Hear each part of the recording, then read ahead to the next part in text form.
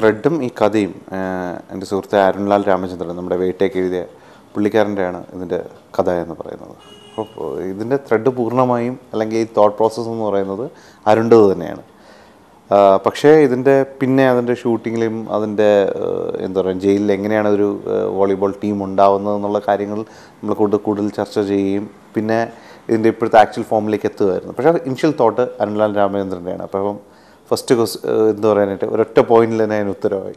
അത് എക്സൈറ്റഡ് ആവുക. പക്ഷേ ഇതിനു മുമ്പ് തന്നെ ഈ വോളിബോൾ ബേസ് ചെയ്ത് ഞാനൊരു സിനിമ ചെയ്യാൻ എൻ്റെ വേറൊരു സുഹൃത്തുമായിട്ട് പ്ലാൻ ചെയ്തിരുന്നു. അന്നിട്ട് ടൈറ്റിലാണ് കരിങ്കുന്നം സിക്സസ് എന്ന് പറയുന്നത്. അത് പിന്നെ ഒരു വോളിബോൾ സബ്ജക്റ്റ് വന്ന് അരുൺ പറഞ്ഞപ്പോൾ അതിന് നിമിത്തമായി ആ പേര് മാറിയെന്ന് മാത്രമാണ്. അല്ല, ഞാൻ വളരെ ചുരുക്കം മാത്രം സിനിമയിൽ സംഭവിക്കുന്ന സൗഹൃദങ്ങളിലൊന്നാണ് ഞാനും സനലുമായിട്ടുണ്ടായിട്ടുള്ളത്. കാരണം എന്ന് വെച്ച് കഴിഞ്ഞാൽ ഇങ്ങനൊരു പുള്ളിക്കാരൻ്റെ ടൈറ്റിലാണ്, പുള്ളിക്കാരൻ്റെ ഡ്രീമാണ്. അപ്പോൾ ഞാൻ സനലിനോട് ചോദിക്കുന്നത് ഞാൻ അതുപോലൊരു വോളിബോൾ ബേസ് തന്നെ വേറെ ഇൻട്രസ്റ്റിംഗ് സ്ക്രിപ്റ്റ് കുറേ കൂടെ വർക്കബിളായിട്ടുള്ള സംഭവമുണ്ട്, പക്ഷേ ടൈറ്റിൽ എനിക്ക് മാറാൻ പറ്റുന്നില്ല. അതുകൊണ്ടാണ് ഞാൻ വിളിച്ച് ചോദിച്ചത്. എൻ്റെ മനസ്സിൽ ആ ടൈറ്റിൽ നിൽക്കുകയെന്ന് പറഞ്ഞു. അപ്പം ഇമ്മീഡിയറ്റ് സിനിമ നടക്കട്ടെ ദീപു, അതാണ് ഏറ്റവും ഇമ്പോർട്ടൻറ്റ് എന്ന് പറഞ്ഞ് നമുക്കൊരു സപ്പോർട്ടും പിന്നെ ഈ സിനിമയുടെ എന്ത് കാര്യമുണ്ടെങ്കിലും വിളിച്ച് സംസാരിക്കുന്നതും സനലുമായിട്ടായിരുന്നു. അല്ല, എപ്പോഴും മണ്ണിൻ്റെ മണമുള്ള സിനിമകൾക്ക് അല്ലെങ്കിൽ മണ്ണിൻ്റെ മണമുള്ള ആ ആത്മാവുള്ള സിനിമകൾ മാത്രമേ നിലനിൽക്കത്തുള്ളൂ. മലയാളിക്കെന്നും മലയാളിയുടെ ഗ്രാമത്തിനോട് ഭയങ്കരമായ എന്താ പറയാനായിട്ടൊരു വേരുറപ്പുണ്ട്. അത് ഈ പേരിന് വളരെ അത്യാവശ്യമായി എനിക്ക് തോന്നി. വോളിബോൾ മാത്രമല്ല, നമ്മുടെ ഗ്രാമങ്ങളിൽ വേരുറച്ച അല്ലെങ്കിൽ ഗ്രാമങ്ങളുടെയും തൊടികളിലും ഏറ്റവും കൂടുതൽ ഫുട്ബോളിനെ ക്രിക്കറ്റിനേക്കാളും ഒരു ഇമ്പോർട്ടൻസ് ഉള്ളൊരു ഗെയിമാണ്. അതുകൊണ്ട് തന്നെ ആ ഒരു നാട്ടിൻ്റെ പേരതിന് വേണമെന്നുള്ളത് എനിക്ക് ഭയങ്കര എന്താ പറയാനായിട്ട് വാശിയായിരുന്നു എന്ന് വേണമെങ്കിൽ പറയാം. അത് പണ്ട് നസീർ സാറിൻ്റെയും സത്യൻ സാറിൻ്റെ സിനിമകൾ മുഴുവൻ സ്റ്റുഡിയോയിൽ ചിത്രീകരിച്ചൊരു കാലമുണ്ട്. അവിടുന്ന് PN മേനോൻ സാറിനെ പോലുള്ള ആൾക്കാരാണ് ഈ സിനിമയെ റിയാലിറ്റിയിലേക്ക് കൊണ്ടുവന്നത്. നമുക്കിന്ന് റിയാലിറ്റിയായിട്ട് ഷൂട്ട് ചെയ്യുന്ന ഇത്രയും ഓപ്ഷൻസ് ഉള്ളപ്പം എന്തിന് നമ്മൾ കള്ളത്തരം കാണിക്കണം? സിനിമ എന്ന് പറയുന്ന എപ്പോഴും ഞാൻ കുറേ പരാജയങ്ങളിൽ നിന്ന് പഠിച്ചെടുത്ത് മാത്രം നമ്മളതിനെ സിൻസിയറായിട്ടും ആത്മാർത്ഥതയോടുകൂടിയും അതിനെ കണ്ടില്ല എന്നുണ്ടെങ്കിൽ പ്രേക്ഷകരും അത്ര ആത്മാർത്ഥതയോടുകൂടിയേ ആ സിനിമയെ സ്വീകരിക്കത്തുള്ളൂ. അപ്പോൾ എന്തിനും ആ ഒരു റിയാലിറ്റി ചെയ്യുമ്പം അത് തന്നെ ചെയ്യാൻ പറ്റിയാൽ, അവൈലബിൾ ആയി കിട്ടിയാൽ അതിൻ്റെ ഒരു ഫീൽ ടോട്ടലാണ്. എനിക്ക് 100% ചിലപ്പോൾ ഒരു കോടിക്കണക്കിന് രൂപയുടെ സെറ്റ് ഇട്ടാൽ പോലും ആ റിയാലിറ്റി വരില്ല. ആ റിയാലിറ്റി, ആ മണ്ണിൻ്റെ മണം, അവിടെ നിന്ന് ചെയ്യുമ്പോൾ ഉണ്ടാകുന്ന വികാരം എല്ലാം അതിൻ്റെ ഭാഗമാണ്. അതൊരു അനുഭവം തന്നെയാണ്. ആ സിനിമ ഷൂട്ട് ചെയ്യുമ്പോൾ സിനിമയ്ക്കപ്പുറം ഒരു ജീവിതത്തിൻ്റെ എന്താ പറയുക ഒരു ബാക്കി പത്രം എഴുതുന്നത് പോലെ നമുക്ക് പലപ്പോഴും തോന്നാറുണ്ട്. സപ്പോർട്ട് എല്ലാവരുടെയും നല്ല സപ്പോർട്ടായിരുന്നു. അതായത് ഇപ്പം ഞാൻ പറയുകയാണെങ്കിൽ ജയിൽ സൂപ്രണ്ടൻ്റ് മുതൽ താഴോട്ടുള്ള first of all government sanction വേണം. അതിന് കുറേ നിബന്ധനകൾ ഗവൺമെൻറ് വെച്ചിട്ടുണ്ട്. അതെല്ലാം പ്രോപ്പർലി ടേക്ക് കെയർ ചെയ്ത് കയറുന്ന എല്ലാവർക്കും ID കാർഡ് ഉണ്ടായിരുന്നു. തിരിച്ചു വരുമ്പോൾ ID കാർഡ് അവിടെ കൊടുത്തിട്ട് പോകണം. ഇന്ന ടൈമിംഗ് ഉണ്ട്. അപ്പോൾ ഒരു ഭയങ്കര ഡിസിപ്ലിൻ എനിക്ക് അങ്ങനെ വർക്ക് ചെയ്യാൻ ഭയങ്കര താല്പര്യമാണ്. കാരണം സിനിമ എന്ന് പറയുന്നത് ടോട്ടലി അൺഓർഗനൈസ്ഡ് ആയിട്ടുള്ളൊരു ഫീൽഡാണ്. പക്ഷെ അത് ഓർഗനൈസ്ഡ് ആയിട്ട് ചെയ്യാൻ ആഗ്രഹിക്കുന്ന ഒരാളാണ് ഞാൻ.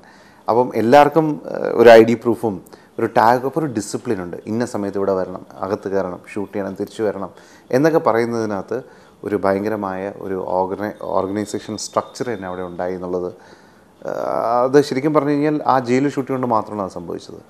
നമ്മുടെ തോന്നിയ മാസത്തിന് ഷൂട്ട് ചെയ്യാൻ പറ്റത്തില്ല. ഇതും ശരിക്കും പറഞ്ഞൊരു കോർപ്പറേറ്റ് എൻറ്റിറ്റി പോലെ വർക്ക് ചെയ്യാൻ പറ്റുന്നൊരു സാഹചര്യം ഉണ്ടായാൽ കുറേ കൂടെ ഔട്ട്പുട്ട് നല്ലതായിരിക്കും, കുറേ കൂടെ പ്രൊഡക്റ്റീവായിരിക്കും നമ്മൾ. ഞാൻ എപ്പോഴും എൻ്റെ കരിയറിൽ ഏറ്റവും കൂടുതൽ അറ്റംപ്റ്റ് ചെയ്തുകൊണ്ടിരിക്കുന്ന ഒരു സംഭവം എന്ന് പറഞ്ഞു കഴിഞ്ഞാൽ ഒരു ഭയങ്കര ഡിസിപ്ലിൻഡ് ആയിട്ടുള്ളൊരു ഷൂട്ടിംഗ് ഷെഡ്യൂൾ ഉണ്ടാക്കാൻ കഴിയും. പലപ്പോഴും സംഭവിക്കാറ് ഈ കരിങ്കുന്നത്തിൽ തന്നെ പലപ്പോഴും പല സാഹചര്യങ്ങൾ കൊണ്ട്, ഡേറ്റുകൾ കൊണ്ട്, നമ്മുടെ സാങ്ഷൻസ്, ആ ലൊക്കേഷൻ ഇതുകൊണ്ട് പലപ്പോഴും കാര്യങ്ങൾ തീരാറില്ല. അല്ലെങ്കിൽ അങ്ങനെ നമ്മുടെ ഡിസിപ്ലിൻ വയ്ക്കാൻ പറ്റില്ല. പക്ഷേ ഡിസിപ്ലിൻ വയ്ക്കാൻ പറ്റിയാൽ വർക്ക് കുറേ കൂടെ സ്മൂത്താകും. മനസ്സിലായില്ലേ? അത് നമുക്ക് ഇഷ്ടം പോലെ ചിന്തിക്കാനുള്ള സമയം കാണും, കുറേ കൂടെ പ്ലാനിങ് ഉണ്ടാവും. അങ്ങനെയുള്ള കുറേ ഗുണങ്ങൾ ഡിസിപ്ലിനുണ്ടാവും. അപ്പം സിനിമയിൽ എപ്പോഴും ഡിസിപ്ലിൻ ഉണ്ടാവാൻ ആഗ്രഹിക്കുന്നു. അത് കരിങ്കുന്നത്തിൽ ഒരു പരിധി വരെ നമുക്ക് ആ ഡിസിപ്ലിൻ കീപ്പ് ചെയ്യാൻ പറ്റി. കാരണം ജയിലിലാണ് കൂടുതൽ ഷൂട്ട് ചെയ്തത്. ഡിസിപ്ലിൻ ഇല്ലാതെ അതൊന്നും ചെയ്യാൻ പറ്റില്ല. കാരണം അകത്ത് കൊണ്ടുവന്ന ഒരു ബോട്ടിൽ വെള്ളത്തിനും ഒരു കണക്ക് വേണം. മനസ്സിലായില്ലേ? അപ്പോൾ അത്രമാത്രം അത് ഞാൻ പേഴ്സണലി ഭയങ്കര എൻജോയ് ചെയ്തു. അതിപ്പോൾ എൻ്റെ ആർട്ടിസ്റ്റോ ടെക്നീഷ്യൻ എന്ന് പറയുന്നത് ഞാൻ കുറേ കൂടെ അതിനെ ഓവറായി ചിത്രീകരിച്ചു എന്നുള്ളതാണ്. അതായത് നമുക്കിങ്ങനൊരു പ്രശ്നമുണ്ട്, അതുകൊണ്ട് നമ്മളിങ്ങനെ കയറണം. അപ്പോൾ എൻ്റെ ഉള്ളിലുള്ള ആ ഡിസിപ്ലിൻ വരണമെന്നുള്ള ആഗ്രഹം കൊണ്ട് ഞാൻ എന്നെ കുറേ പുഷ് ചെയ്തു അങ്ങോട്ട്. അപ്പോൾ അത് ഭയങ്കര നല്ലൊരു അനുഭവമായിരുന്നു. നമ്മുടെ ഏത് ഇൻ്റർവ്യൂ ചോദിച്ചാലും ഈ ചോദ്യത്തിന് ഉത്തരം പറഞ്ഞ് ഏറ്റവും കൂടുതൽ ഉത്തരം പറഞ്ഞിട്ടുള്ള ഇതായിരിക്കും. മഞ്ജുവിന് ഇത് ശരിക്കും പറഞ്ഞാൽ ഈ സ്റ്റോറി ഞാൻ മഞ്ജുവിനോട് എറണാകുളത്ത് വെച്ചിട്ട് ഒരു ലൊക്കേഷനിൽ വെച്ച് പോയി പറയുകയും മഞ്ജു ഉടനെ എക്സൈറ്റഡ് ആയിട്ട് പറയും. പക്ഷേ ഇനിയുള്ള ഇമ്മീഡിയറ്റ് പ്രോജക്റ്റുകൾ ആലോചിച്ചിട്ട് ഞാൻ പറയാമെന്നുള്ളൊരു തീരുമാനത്തിലെത്തുകയൊക്കെ ചെയ്തു. അത് മഞ്ജുവിൻ്റെ വാക്ക് ഭയങ്കരമായിട്ട് പാലിച്ചു. ആ കഥ കേട്ട ആ സിനിമയുടെ രണ്ടാമത്തെ സിനിമ ഇതായി മാറുകയും ചെയ്തു. ശരിക്കും കരിക്കുന്ന സക്സസ് ആദ്യം എഴുതുമ്പോൾ ഒരു മെയിൽ ഓറിയൻറ്റഡ് ഹീറോ ക്യാരക്ടറായിരുന്നു. അങ്ങനെ കഥ മുന്നോട്ട് പോയിക്കൊണ്ടിരുന്നപ്പോൾ എന്താ പറ്റിയെന്ന് ഒരു പോയിന്റ് ഇപ്പോൾ ഇടിച്ചു നിന്നു. വലിയൊരു എക്സൈറ്റ്മെൻറ്റ് കാണുന്നില്ല. ആദ്യം കഥ പറയുന്നൊരു എക്സൈറ്റ്മെൻറ്റ് പിന്നെ കണ്ടില്ല. അപ്പോൾ ഈ പറഞ്ഞ അരുൺലാൽ രാമചന്ദ്രൻ എന്നോട് പറഞ്ഞ ഒരു സംഭവമാണ്, ദീപ് ഇത് നമ്മളൊരു ഫീമെയിൽ അല്ലെങ്കിൽ ഒരു വനിത കോച്ചായി ജയിലിൽ പോയാൽ എന്തായിരിക്കും? ഞാൻ പറഞ്ഞാൽ ഭയങ്കര രസകരമായിരിക്കും.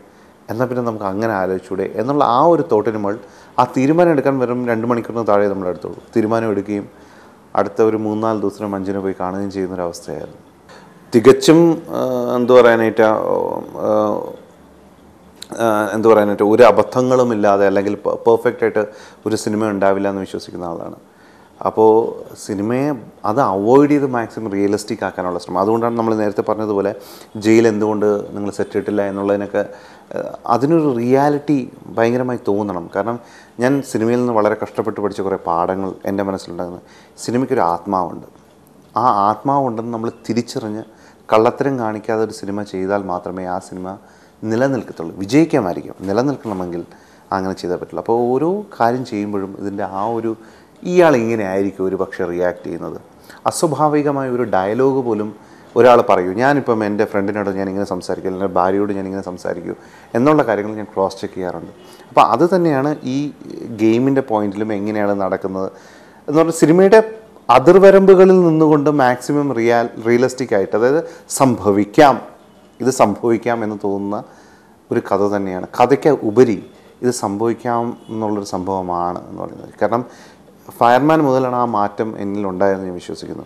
ഫയർമാനിൽ നിങ്ങൾ നോക്കിയപ്പോലും സംഭവിച്ചുകൂടാ എന്ന് പറയുന്ന ഒരു സംഭവം അതിനകത്തില്ല.